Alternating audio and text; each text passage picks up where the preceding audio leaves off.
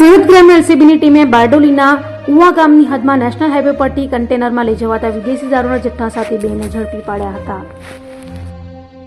સુરત ગ્રામ્ય એલસીબીની ટીમ પીઆઈઆરબી ભટોળ અને parole follow સ્ક્વોડના પીઆઈએનજી પાંચાણીની સૂચનાને લઈ પીએસઆઈ એચસી મસાણીના માર્ગદર્શન હેઠળ પેટ્રોલિંગમાં હતી ત્યારે એએસઆઈ શૈલેષભાઈ તથા હેડ કોન્સ્ટેબલ જગદીશભાઈ, હેડ કોન્સ્ટેબલ ચિરાગકુમાર અને અમરતજીને મળેલી બાતમીના આધારે બારડોલીના ઉવા ગામની હદમાં નેશનલ હાઈવે નંબર 53 પરથી કન્ટેનરમાં ચોરખાનું બનાવી લઈ જવાતો 38,59,000થી વધુની કિંમતનો વિદેશી દારૂનો જથ્થો તથા કન્ટેનર સહિત 53,82,000થી વધુની મત્તા કબજે કરી ચાલક ડુંગારામ ચૌધરી જાટ અને સ્વરૂપારામ જાટને ઝડપી પાડ્યા હતા. જ્યારે દારૂ ભરાવનાર સહીરામ બિશ્નોએ કન્ટેનર માલિક સહિતનાઓને વોન્ટેડ જાહેર કર્યા હતા.